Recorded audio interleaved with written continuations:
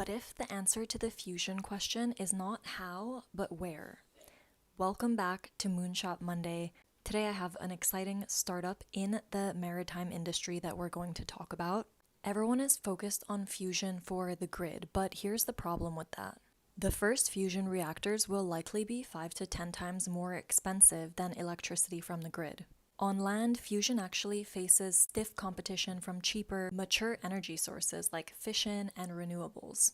The thing is, if shipping were a country, it would be the 6th largest source of CO2 emissions, which is pretty massive. Maritime actually accounts for 3% of global emissions, which is similar to the aviation industry.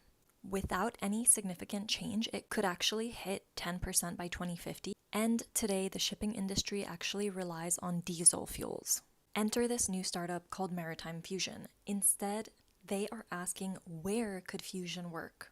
And the answer, they think, is that ships are perfect for early fusion technology. Let's talk about why that makes sense from a VC perspective, commercialization, and scaling the technology. Ships need 25 megawatts versus 400 or more for power plants. Maritime Fusion also has a compact tokamak design.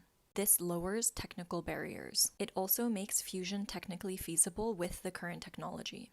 In terms of operational flexibility, ships don't need 24/7 uptime like power plants do. And early fusion's reliability might be questionable, but through shipping and less demand, it becomes more manageable. The reality is that ship fuel is expensive and already getting worse, and at the same time, the maritime industry has committed to net zero by 2050, and they want to decrease 20% by 2030. Meanwhile, alternative fuels like ammonia and hydrogen cost even more. In terms of the regulatory advantage, fusion avoids many of the pitfalls of fission. There's less regulation around it. There's also no meltdown risk, reduced proliferation concern. In terms of the technology, high-temperature superconductors make fusion more viable.